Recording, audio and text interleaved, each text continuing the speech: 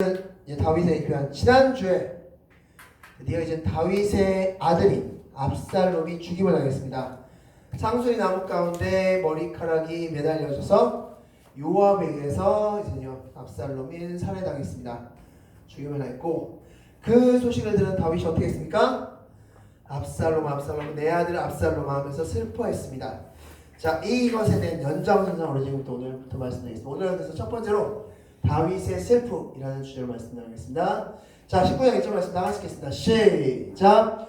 어떠한 사람이 요압에게 이르되 하되 왕이 압살롬을 위하여 울며 슬퍼하시나이다 하니. 아멘. 자, 어떤 사람이 다윗을 보니까 다윗이 너무나 슬퍼합니다. 그러면서 앞서 말씀드린 대로 압살롬아 내 아들 압살롬아 하면서 압살롬을 위한 슬픔의 눈물을 흘리고 있음을 볼 수 있었습니다. 자, 그렇게 사람들이 한두 마디씩 하면서 누구에게 이야기를 했냐면 요압에게 이 말씀을 했습니다.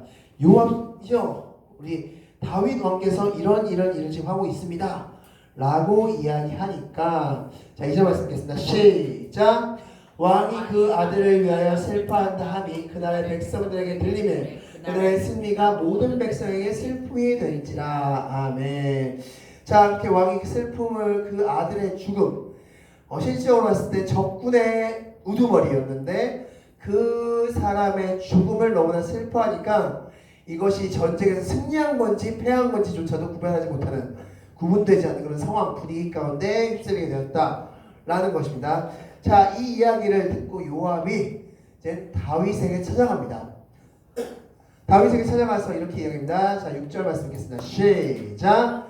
이는 왕께서 미워하는 자는 사랑하시며 사랑하는 자는 미워하시고 만일 압살롬이 살고 오늘 우리가 다 죽었다면 마땅히 여기실 뻔하였나이다. 아멘. 아, 왕이시여, 당신이 사랑해야 될 그 백성들은 지금 내팽을 치고 당신에게 칼을 겨눈 그 압살롬을 위해서 울고 계십니까? 만약에 이렇다면 당신은 우리가 죽었으면 더 좋았겠다라고 생각했겠나이다 라고 이야기합니다. 그렇게 직언을 하죠. 자, 그러면서 만약에 지금 당신이 울음을 그치고 백성 앞에 나가지 않으면 그 전에 당신이 겪었던 고통보다 훨씬 더 큰 고통을 겪게 될 겁니다 라고 이야기합니다. 자, 이 이야기를 듣고 다윗이 정신을 차려서 슬픔을 거두고 백성들 앞에 섰고 백성들 역시 다윗 앞에 서게 됩니다. 자, 이렇게 되면서 이제 다윗의 슬픔을 잠시 묻어두고 이제 다윗의 귀환 시간으로 돌아가게 됩니다. 자, 이제 다윗이 귀환합니다. 다윗이 예루살렘 성으로 다시 돌아가게 되는데, 자, 9절 말씀 읽겠습니다. 시작. 변론하여 원수의 손에서 구원하여 내셨고 또 우리를 블레셋 사람들의 손에서 구원하였으니 이제 압살롬을 피하여 그 땅에서 나가셨고. 아멘. 자, 지금 누구를 이야기하고 있을까요? 이 얘기는 지금 이 말씀의 주인공이 누굴까요? 다윗이죠. 그럼 이 이야기를 지금 하고 있는 사람 누굴까요? 지금 이 변론을 하고 있는 사람 누굴까요? 바로 압살롬 편에 섰던 사람입니다. 압살롬 편에 섰던 이스라엘 백성들. 자, 이제 압살롬이 죽었습니다. 자, 압살롬이 죽으니까 이제 논의가 시작되기 시작했습니다. 어떤 논의냐? 다윗 왕을 다시 모셔와야 되는 거 아니야? 그래서 이 변론이 시작됩니다. 다윗 왕이 그동안 우리한테 얼마나 잘했어?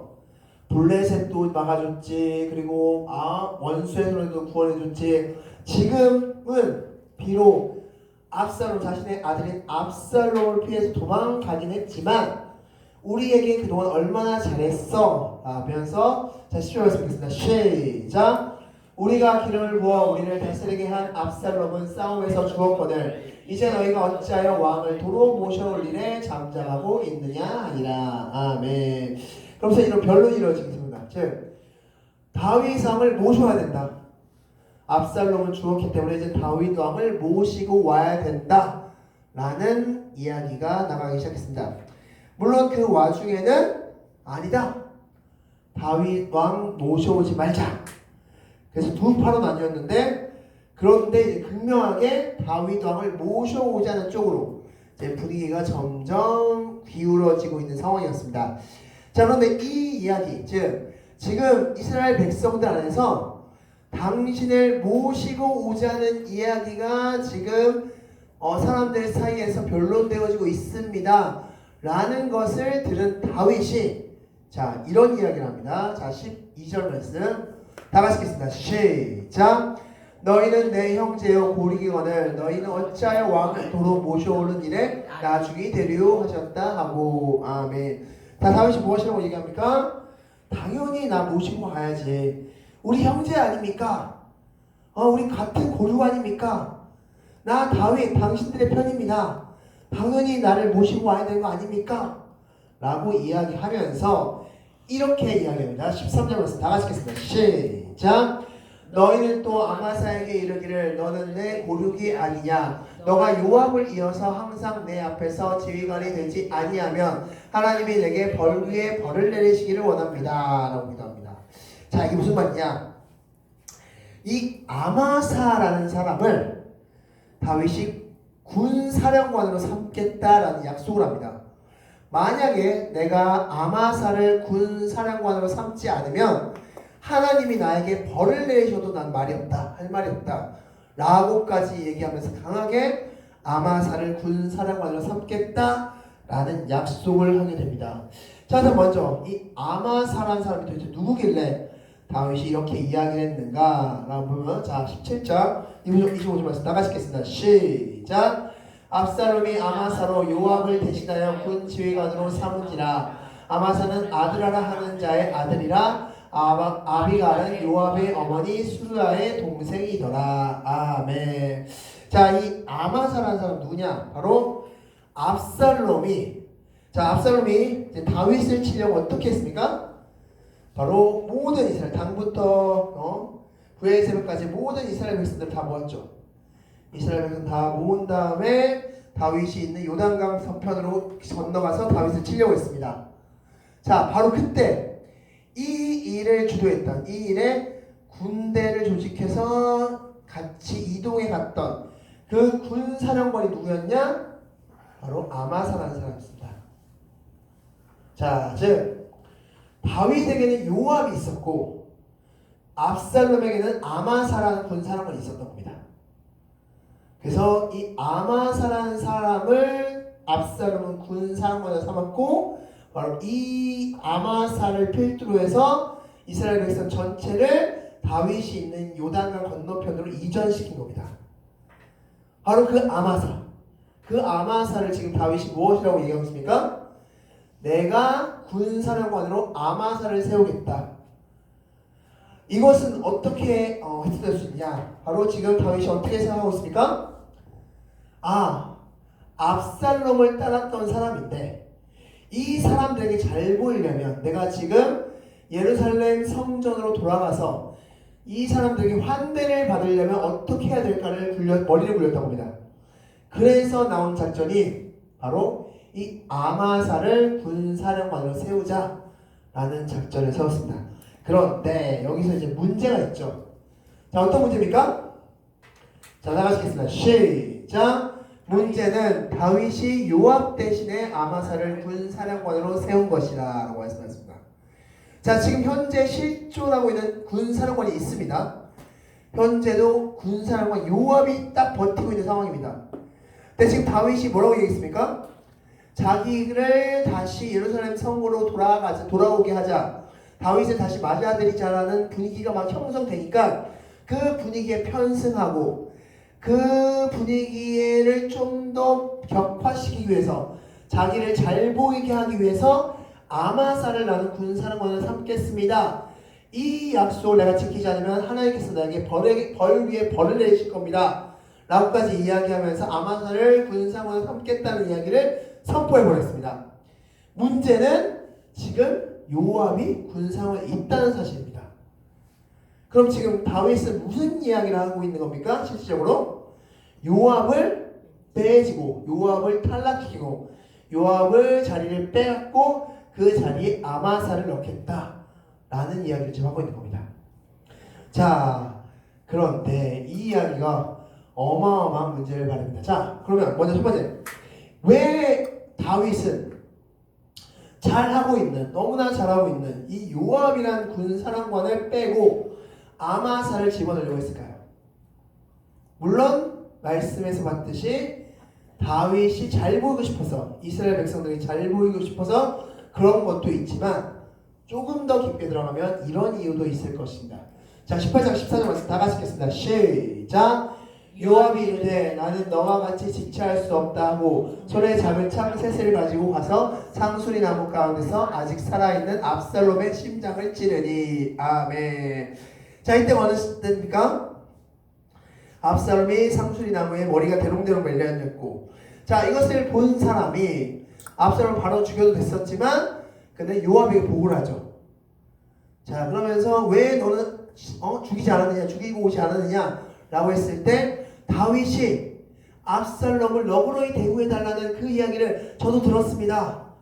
그런 얘기를 들었는데 어찌 제가 압살롬을 죽일 수 있습니까? 하면서 그냥 보고만 했습니다.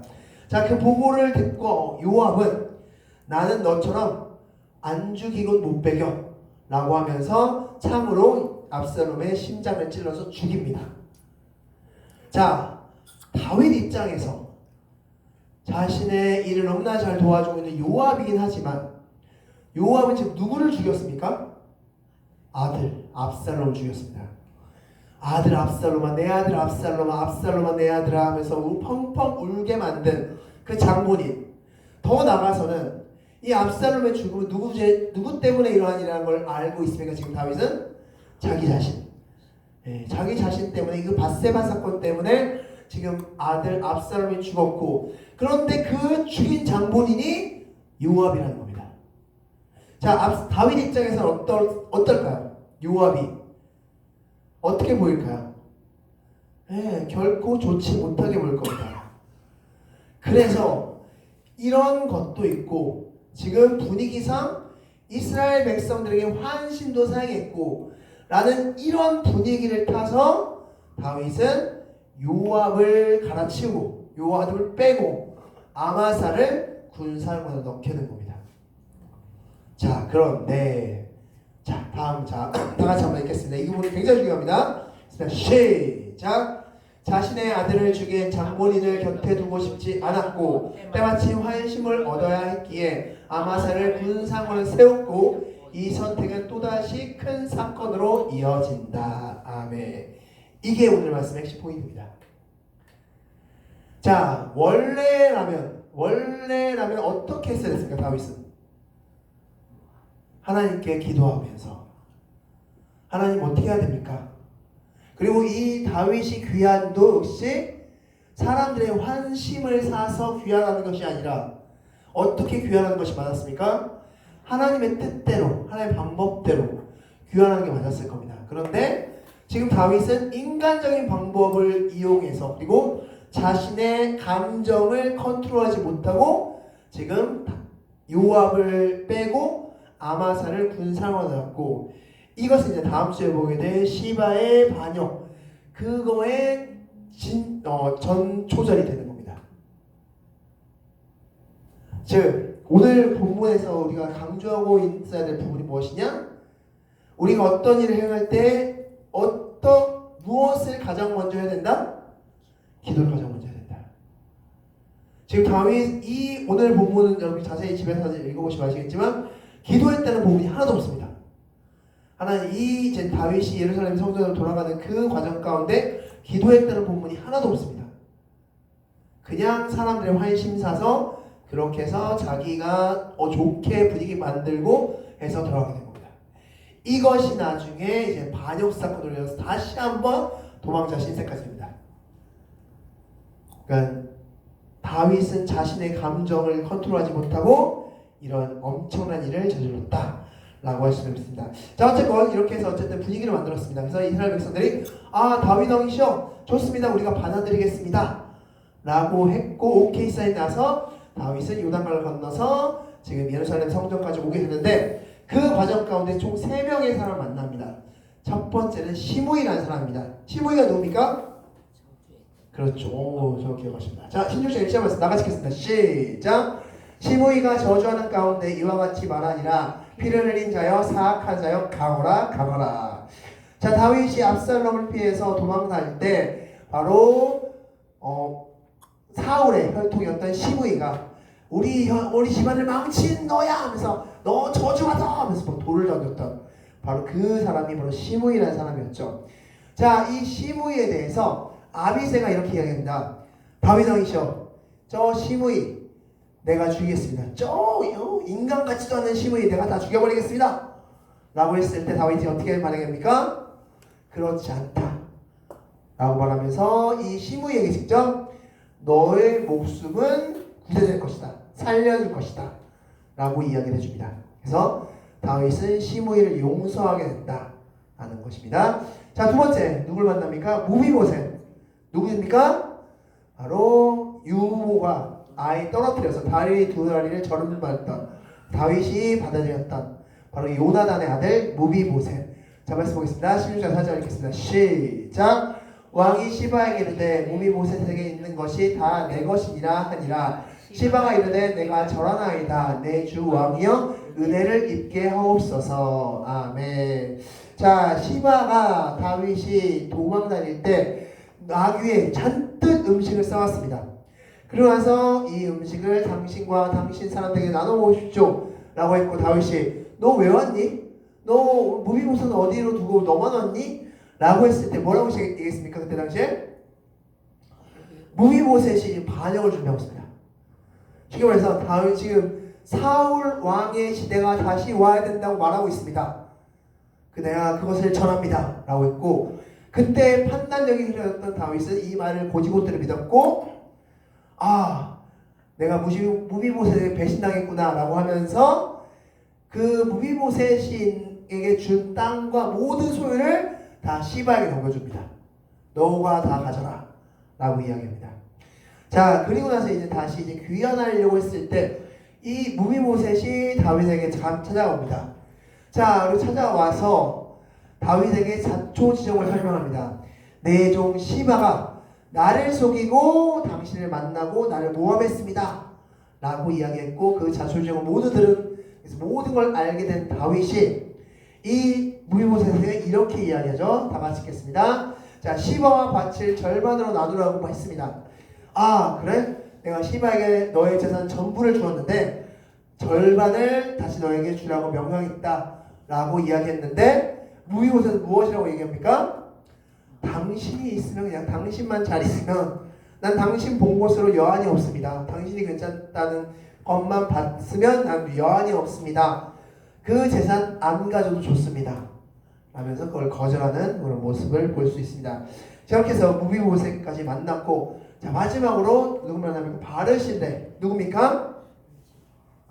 자, 다윗이 이제 요단을 건넌 다음에 그 다음에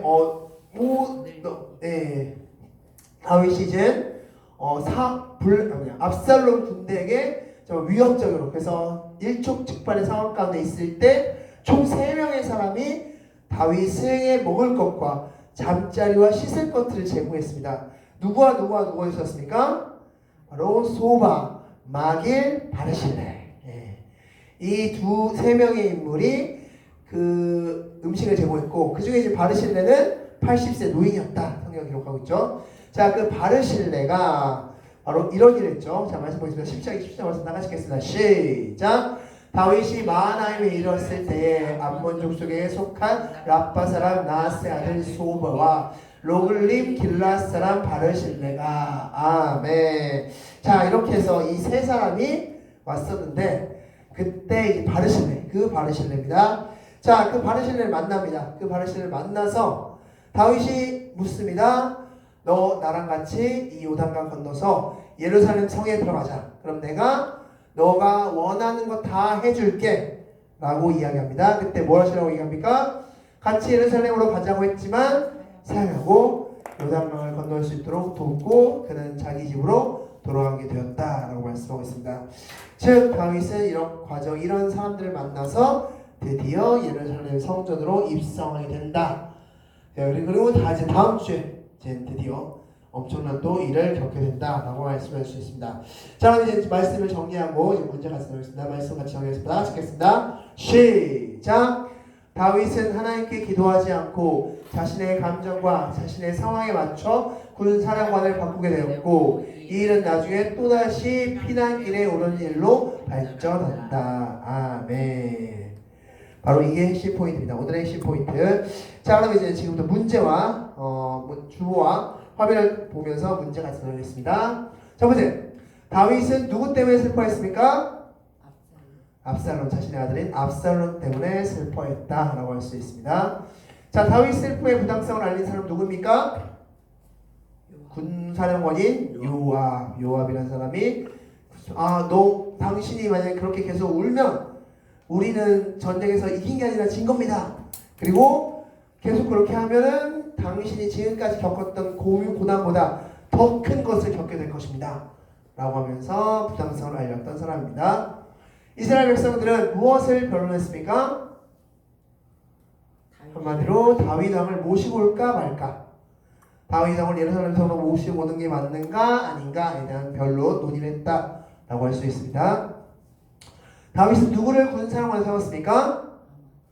바로 아마사라는 사람이 군사령관으로 세웠습니다. 다윗은 시므이를 용서했습니까? 네, 시므이를 용서했습니다. 무기보셋은 자산의 절반을 가져갔습니까? 아니요. 네. 당신만 잘 지낸다면 나는 재산 필요 없습니다. 라면서 재산을 거부하는 모습을 보였습니다. 바르실레는 요단강을 건넜습니까? 아니요. 네. 다윗이 내가 너에게 원하는 거, 너가 원하는 거 다 줄게 라고 했지만 바르실레는 아닙니다. 저는 80세 노인으로서 먹어도 맛있는지를 모르고 즐겨도 즐거운지도 모르고 저는 그런 노인일 뿐입니다. 부디 빨리 요단강 건너셔서 성에 복귀하십시오 라고 하면서 요단강 건너는 것만 도와줬던 인물이다 라고 할 수 있습니다. 자, 다음 주에 드디어 세바의 반역, 이 세바라는 사람의 반역이 드디어 시작됩니다. 어떻게 일이 전개됐고 그 일이 어떻게 해서 이번에 군사령관을 바꾸는 일과 어떻게 접목되는지, 그리고 이것을 통하여서 다시 또다시 어떤 고난을 겪게 되는지 그의 말년의 이야기를 제 말씀을 통해서 보도록 하겠습니다. 자, 말씀을 정리하겠습니다. 다 같이 읽겠습니다. 시작! 다윗은 귀환할 때나 군사령관을 선택할 때나 기도로 선택하지 않았고 사람의 마음을 기준으로 삼았다. 선택에는 기도가 있어야 된다. 아멘. 기도하겠습니다.